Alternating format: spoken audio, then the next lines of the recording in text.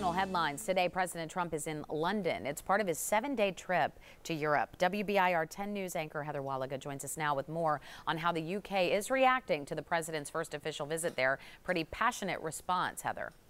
Abby, this morning protesters are planning to shut down central London. 100,000 people are expected to take part in an anti-Trump march and rally with a huge balloon they call Baby Trump floating overhead. This is the president's first visit to London since he was elected. He told a newspaper Prime Minister Theresa May refused his advice on how to handle the UK exiting the European Union.